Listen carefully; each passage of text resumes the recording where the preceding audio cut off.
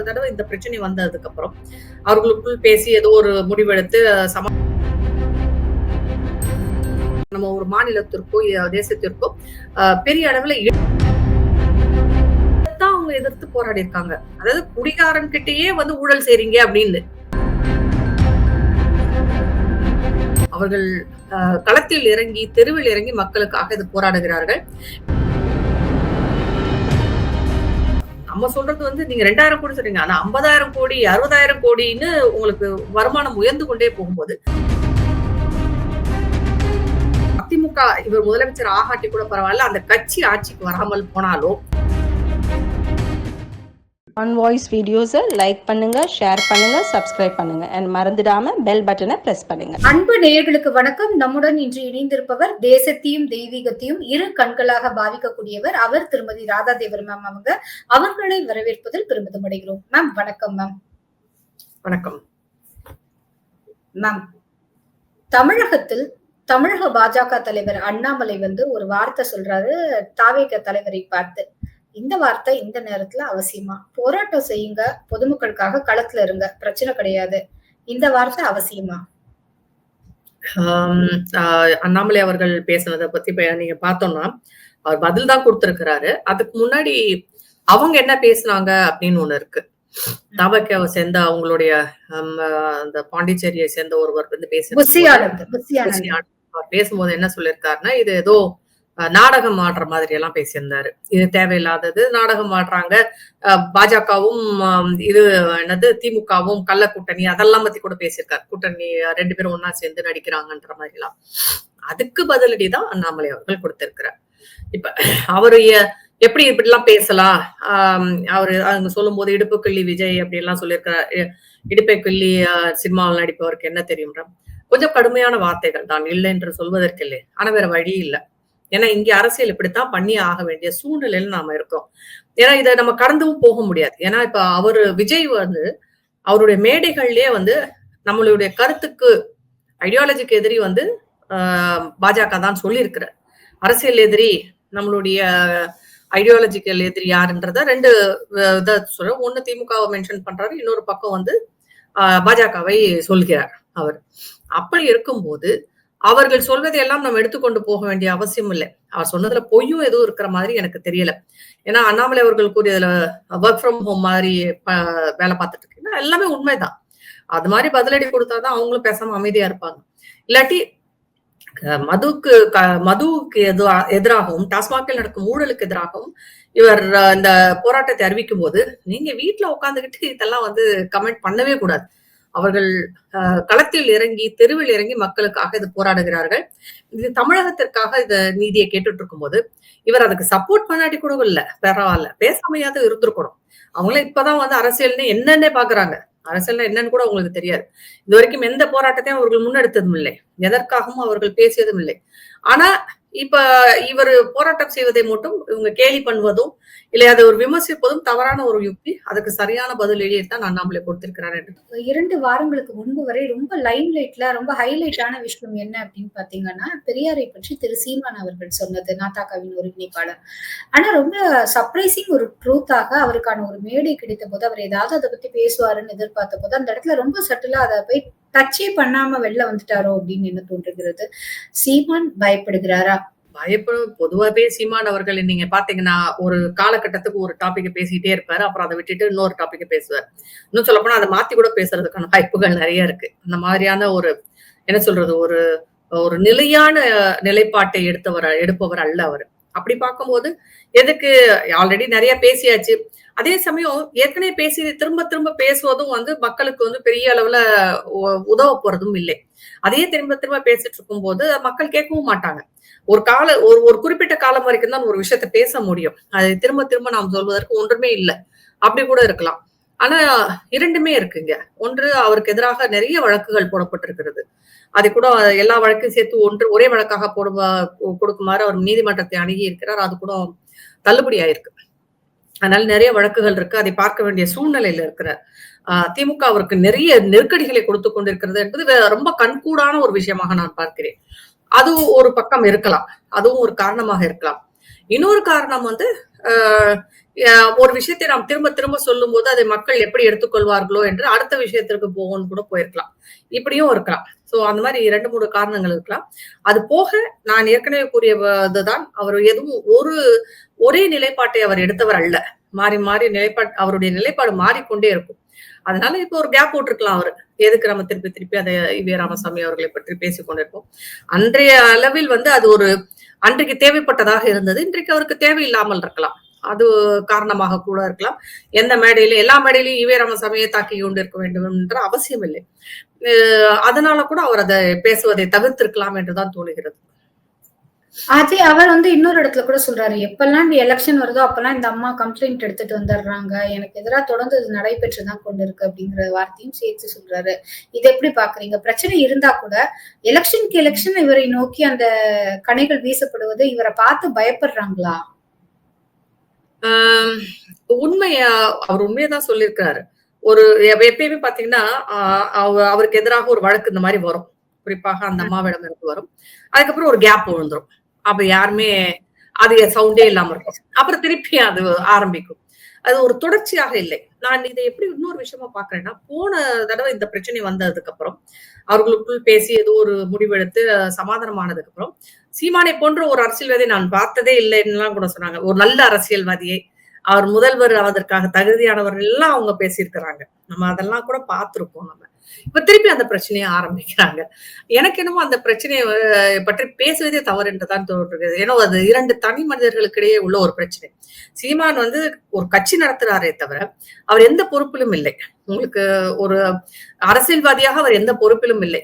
தமிழக மக்களுக்கு பதில் சொல்ல வேண்டிய சூழ்நிலையிலும் அவர் இல்லை என்பதுதான் என்னுடைய கருத்து. அப்படி இருக்கும்போது ஒரு தனிப்பட்ட பிரச்சனையை வந்து நாம பேசுறது வந்து தவறு என்றுதான் நினைக்கிறேன். ஊடகங்கள் இதை புதாகரமாக ஆக்குவதும் இதை பற்றி விவாதிப்பதுமே வந்து நல்லதில்லைன்னு தான். ஏன்னா இது அடிக்கடி நடந்து கூட இருக்கு. இதனால் தமிழகத்திற்கு என்ன பயன்னு கூட எனக்கு தெரியல. இவங்க 2 பேருக்கு இடையில இருக்கிற அந்த பிரச்சனையை பத்தி பேசுவதனால என்ன பிரயோஜனம் இருக்கு? அவருடைய அரசியலை பற்றி மட்டும் நாம் பேசுவதுதான் நல்லது. இது தனிப்பட்ட வாழ்க்கையை பற்றிய ஒரு விஷயம். அதை பற்றி விவாதிப்பதோ இல்லை அந்த அம்மாவை பேட்டி எடுத்து அதை பெருசாக்குவதோ தேவையில்லாத ஒரு விஷயமாகத்தான் நான் பார்க்கிறேன். அது இன்னும் சொல்லப்போனா ஒரு அசிங்கமான அரசியலை திமுக முன்னெடுத்திருக்கிறதோ என்று கூட தோன்றுகிறது. அவருடைய தனிப்பட்ட வாழ்க்கையை தோண்டி துருவி பேசிட்டு இருக்கிறாங்க. அதுக்கு எதிர்வினையாற்றுவதாக நினைத்துக் கொண்டு முதல் ஸ்டாலின் அவர்களும் உதயநிதி அவர்களின் தனிப்பட்ட வாழ்க்கையும் நம்ம பேசுறோம். இப்படி ஒவ்வொருத்தரின் தனிப்பட்ட வாழ்க்கையை பற்றி மட்டும் பேசிக் கொண்டிருப்பதால் தமிழகத்திற்கு எந்த நலனும் இல்லை, தமிழக மக்களுக்கும் எந்த நலனும் இல்லை. அதை அவங்க பார்த்துக்கட்டும், கேஸ் வந்தா கோர்ட்ல போய் பேசிக்கட்டும். நாம தமிழகத்திற்கு நம் மக்களுக்கு நமக்கு என்ன நல்லதோ அதை பற்றி மட்டும் பேசினால் போதும் என்பதுதான் என்னுடைய நிலைப்பாடை இதை பொறுத்த வரைக்கும். மேம், மற்றொரு புறம் இந்த டாஸ்மாக் ஊழல் அதுக்கான போராட்டத்தை பாத்தீங்கன்னா தொல் திருமாவளவன் என்ன சொல்லியிருக்காருன்னா, பாஜகவினர் கைது வந்து எப்படின்னா ஒரு அசம்பாவிதம் ஏற்பட்டு கூடாது அப்படிங்கிறதுக்கான முன்னேற்பாடு. ஆனா அவங்க போராட்டத்துக்கு அதாவது அவங்களுக்கு ஆதரவு தரேங்கிற மாதிரி அவங்க போராட்டம் பண்ணுவது நல்லதுதான், அவங்க வரவேற்கிறேன் அப்படிங்கிற ஒரு வார்த்தையை சொல்லியிருக்காரு. ரொம்ப சர்ப்ரைசிங்கா அஇஅதிமுகவினுடைய பொதுச் செயலாளர் எடப்பாடி பழனிசாமியும் இதே வார்த்தையை முன்மொழிஞ்சிருக்காங்க. சோ அப்ப எல்லாருக்குமே ஏதோ மனசுல ஒண்ணு இருக்கு, அது வெளிப்படுறதுக்கான சந்தர்ப்பங்களை எதிர்பார்க்கறாங்களா? அப்படியும் எடுத்துக்கலாம், வெளிப்படுத்துறதுக்கான சந்தர்ப்பமாக. ஏன்னா தேர்தல் நெருங்க நீங்க கட்சிகளின் நிலைப்பாடு, அவர்களுடைய மாற்றங்கள், அவர்களுடைய போக்கை நாம் வந்து பார்க்கலாம். மாறிக்கொண்டே போவதை நாம் பார்க்க முடியும். அப்படியும் இருக்கலாம். அப்படி தங்களுடைய நிலைப்பாட்டை வந்து தெரிவிக்கலாம், தங்களுக்குள்ள அதிருப்தியை கூட தெரிவிக்கலாம். இதன் மூலம் திருமாவளவன் அவர்களுக்கு அவருடைய கூட்டணியில் நிறைய அதிருப்தி இருக்குன்றது நமக்கு எல்லாருக்குமே தெரியும். அதை உறுதிப்படுத்துவது போல் கூட செய்யலாம். எடப்பாடி அவர்கள் சரி அடுத்த எலெக்ஷன்ல வருது, நாம எப்படியாவது ஜெயிச்சே, இப்ப எடப்பாடி அவர்களை பொறுத்த வரைக்கும் ஒரு விஷயம் கட்டாயமாக நடந்தே ஆக வேண்டும். அடுத்த தேர்தலில் அவர்கள் ஜெயித்தே ஆக வேண்டும். அப்படி ஜெயிக்காம விட்டுட்டாங்கன்னா இன்னொரு 5 வருடத்தில் அதிமுக என்னும் ஒரு கட்சியும் காணாமல் போகும், எடப்பாடி என்பவரும் காணாமல் போய் விடுவார். அவர் ஜெயலலிதா மாதிரியோ இல்ல எம்ஜிஆர் அவர்கள் மாதிரியோ ஒரு பெரிய என்ன சொல்றது, ஒரு வசீகரிக்கக்கூடிய தலைவர் இல்ல அவரு. அதே மாதிரி அவரை தலைவராக வந்து யாரும் ஓட்டு போட்டு தேர்ந்தெடுக்கவும் இல்லை. அப்படி ஒரு இதையும் நம்ம பார்க்க முடியுது. அவர் தற்செயலாக முதலமைச்சர் ஆனவர் தான். ஆனாலும் அந்த கட்சியை வந்து எப்படியோ கட்டி காத்து கொண்டு போயிட்டாரு. இப்ப அடுத்த முறை அவர் இந்த கட்சி தேர்தலில் ஜெயித்து முதலமைச்சராக ஆக முடியாவிட்டாலோ இல்ல அதிமுக இவர் முதலமைச்சர் ஆகாட்டி கூட பரவாயில்ல, அந்த கட்சி ஆட்சிக்கு வராமல் போனாலோ அதோட அதிமுகவோட வேலை முடிஞ்சுது. அது இப்ப புரிஞ்சிருக்கலாம் அவருக்கு. அதனால் கொஞ்சம் பாஜகவை நெருங்கி வருவதற்கான வாய்ப்புகள் அதிகமாக இருக்கிறது. ஏன்னா இவங்க எல்லாரும் ஒண்ணு சேர்ந்தாதான் கண்டிப்பாக திமுகவை வந்து தோற்கடிக்க முடியும். இல்லாட்டி கஷ்டம் தான். ஏன்னா அவர்களுடைய கூட்டணி பலம் அப்படி. இது அது ஒன்று. இரண்டாவதாக நான் என்ன பார்க்கிறேன்னா, திருமாவளவன் சரி, எடப்பாடி அவருக்கு திருமாவளவனை பொறுத்த வரைக்கும் மது ஒழிப்பு, மது விலக்கு என்பதில் வந்து அவர் ஏற்கனவே சொல்லி இருக்கிறார். அதை வந்து ஆதரித்துதான் பேசியிருக்கிறார். அப்புறம் எடப்பாடி அவர்களை பொறுத்த வரைக்கும் அதில் நடந்த ஊழல் 21க்கு அப்புறம் நடந்த ஊழல்களை பற்றி தான் இப்ப வந்து பேசிட்டு இருக்காங்க. அதற்கு முன்னாடி எடப்பாடி அரசுல வந்து என்ன ஊழல் இருந்து இதுல வரல இன்னும். இதுல இருந்து ஆனா 21க்கு அப்புறம் மிகப்பெரிய ஊழல் இருந்து கொண்டிருக்கிறது. அதற்கு முன்னாடி ஜெயலலிதா அம்மையாரா இருக்கட்டும், அதற்கப்புறம் எடப்பாடி அவர்கள் அந்த இந்த அளவுக்கு பெரிய ஊழலா நம்ம அதை கண்ணுல பார்க்கல. ஆனா இப்ப வந்து பாத்தீங்கன்னா எல்லா வகையிலும் ஊழல் இருக்கு. அந்த 10 ரூபாய் 20 ரூபாய் வாங்குறது மட்டும் தான் ஊழல் நினைக்கிறாங்க. அது மட்டுமே கிடையாது. உங்களுக்கு வந்து பாட்டில் கொள்முதல்ல இருந்து அதற்கப்புறம் அந்த சாராய ஆலைகளிடம் இருந்து, மதுபான ஆலைகளிடம் இருந்து கொள்முதல் செய்வதில் இருந்து, அதற்கப்புறம் என்ட்ரி போடுறதுல இருந்து, அதுக்கப்புறம் உங்களுக்கு இது டெண்டர் கொடுத்ததுல இருந்து ஏகப்பட்ட இடங்கள்ல வந்து ஊழல் இருக்கு. இந்த ஊழல் எல்லாத்தையும் இப்ப 1000 கோடி ரூபாய் அவங்க சொன்னாலும் கூட இது அந்தந்த டாஸ்மாக் கடைகளில் நடக்கிறது மட்டும் சொல்றாங்க. இன்னும் மிகப்பெரிய அளவுல இருக்கு. ஆக்சுவலா சிபிஐ விசாரிச்சிருக்கணும். சிபிஐ வந்தா தமிழக அரசு அதை தடுப்பதற்கான வாய்ப்புகள் இருக்கு. ஏன்னா கோர்ட் அந்த மாதிரி சொல்லியிருக்கு. சிபிஐ வரணும்னா மாநில அரசின் அனுமதியோட தான் உள்ள வந்து விசாரிக்க முடியும். ஆனா ஈடிக்கு அப்படிப்பான எந்த விதமான இதுவும் கிடையாது. அவங்க எப்ப வேணாலும் எப்படி விசாரிக்கலாம். ஈடியோட ரெக்கார்ட்ஸ் எல்லாமே வந்து உங்களுக்கு பாத்தீங்கன்னா கோர்ட் வந்து முழுசாக அனுமதிக்கும். அதை விசாரிப்பதற்காக தனியாக அவங்க விசாரிக்கலாம். இது மணி லாண்டரிங் அந்த மாதிரி இருந்தா தான் ஈடி உள்ள வருவாங்க. இந்த பெரிய அளவுல பண பரிமாற்றம் இல்ல அத வந்து தேசத்திற்கு இல்ல நம்ம ஒரு மாநிலத்திற்கோ தேசத்திற்கோ பெரிய அளவுல இழப்பீடுகள் ஒரு நடவடிக்கையால நடந்ததுனாலும் அவங்க உள்ள நுழைவாங்க. அப்படிதான் டெல்லியில, சத்தீஸ்கர்ல, பஞ்சாப்ல எல்லாம் வந்தாங்க. அதே மாதிரிதான் இப்ப தமிழகத்தில் தமிழக அரசுக்கு இவ்வளவு பெரிய இழப்பு நேர்ந்துள்ளது அப்படிங்கறதான் அவங்க கொண்டு வராங்க. நமக்கும் அந்த சந்தேகம் நிறையவே இருக்கு. இவங்க ஏன் அப்படி இருக்குன்னா 2000 கோடி ரூபாய் கேக்குறாங்க.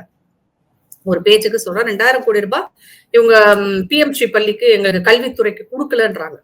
ஆனா வருஷம் வந்து இவங்களுக்கு டாஸ்மாகில் வரும் வருமானம் அதிகரித்து கொண்டே போகிறது. உங்களுக்கு ஒவ்வொரு வருடமும் அதிகரித்து கொண்டுதான் போகிறது. அப்ப இந்த பணம் எல்லாம் எங்க போச்சு? நீங்க நம்ம சொல்றது வந்து நீங்க 2000 கோடி சொல்றீங்க. ஆனா 50,000 கோடி 60,000 கோடின்னு உங்களுக்கு வருமானம் உயர்ந்து கொண்டே போகும்போது இந்த 2000 கோடி ஒன்றுமே இல்லை. அதுல எங்க வேணாலும் நீங்க மீட் அவுட் பண்ணிட்டு போயிடலாம். ஆனா உங்களுக்கு மத்திய அரசு எங்களுக்கு வஞ்சிக்குது அப்படின்னு சொல்லிட்டு மத்திய அரசுக்கு எதிராக ஏகப்பட்ட போராட்டங்கள் செய்கிறார். அதனால நான் என்ன யோசிக்கிறேன்னா, எடப்பாடி அவர்கள் அவருடைய ஆட்சியில் நடந்த ஊழலாக இல்லாமல் இது திமுக ஆட்சியில் நடந்த ஊழலாக இது வரும்போது கண்டிப்பாக அதை அவர் ஆதரித்துதான் ஆக வேண்டும். அவருக்கு திமுக தப்பு செய்யலன்னு சொல்லவும் முடியாது. அப்புறம் இல்லாட்டி அப்புறம் முதல்ல இருந்து அவர் ஆட்சியில இருந்து நடந்த ஊழல்லாம் வெளியில வரும். அப்புறம் அது நடந்து இருந்தால் அப்படி ஒன்று நடந்து இருந்தால் அதனால அவர் ஆதரிப்பதில் தவறு ஒன்றுமில்லை. இந்த ஊழலுக்கு எதிராக இன்னும் சொல்ல போனா பாஜக எடுத்த போராட்டத்தை இவர்கள் எடுத்து பண்ணியிருக்கணும். ஆனா அவர் பண்ணாம இருக்கிறாங்க. ஏன்னா பாஜகவுல என்ன பண்றாங்க, இந்த ஊழலுக்கு எதிராக போராடுகிறார்கள். அவங்க டாஸ்மாக்கு எதிராக போராட்டத்தை நடத்தவில்லை. டாஸ்மாகில் நடந்த ஊழலுக்கு எதிராகத்தான் அங்கங்க ரெய்டு நடந்தது. டாஸ்மாகோட ஆபீஸ்ல கவர்மெண்ட் ஆபீஸ்ல ரெய்டு நடந்திருக்கு. பல விஷயங்களை எடுத்திருக்கிறாங்க. இதத்தான் அவங்க எதிர்த்து போராடி இருக்காங்க. அதாவது குடிகாரன் கிட்டயே வந்து ஊழல் செய்றீங்க அப்படின்னு. இதுதான் முக்கியமான விஷயமே. யார்கிட்ட வேணாலும் ஊழல் செய்யலாம். ஆனா குடிகாரன் கிட்டயே நீங்க வந்து ஊழல் செய்றீங்க. அவங்க கிட்டயே லஞ்சமா 10 ரூபாய் 20 ரூபாய் வாங்குறீங்க. இதை நேரடியாவே ஒரு பத்திரிகையாளரை கேட்கும் போது பதில் சொல்ல முடியாமல் அவர் செந்தில் பாலாஜி மழுப்பு அதெல்லாம் நம்ம பார்த்தோம். இது செந்தில் பாலாஜி சிறைக்கு செல்லும் முன்பே இருந்த குற்றச்சாட்டு இப்ப போயிட்டு வந்து ரொம்ப அதிகமா இருக்குன்றாங்க. சோ இன்னும் அவர் திருந்துற மாதிரியும் எதுவும் தெரியல. அரசும் இதை சரி செய்வதற்கோ இல்ல இதை பற்றிய ஒரு என்ன சொல்றது ஒரு சரியான கருத்தையோ முதலமைச்சரும் சரி அந்த அமைச்சரவையில இருந்து யாரும் வாய திறக்கல. அதற்கு பதிலாக அவர்கள் பல பிரச்சனைகளை மத்திய அரசு மேல் கொண்டு வந்து குற்றம் சாட்டி கொண்டிருக்கிறார்கள். தொடர்ந்து இனிவரும் காலங்களில் நிறைய இதை பற்றி பேசலாமா? நன்றி, வணக்கம். Thank you ma'am. ஆன் வாய்ஸ் வீடியோஸை லைக் பண்ணுங்க, ஷேர் பண்ணுங்க, சப்ஸ்கிரைப் பண்ணுங்க அண்ட் மறந்துடாம பெல் பட்டனை பிரஸ் பண்ணுங்க.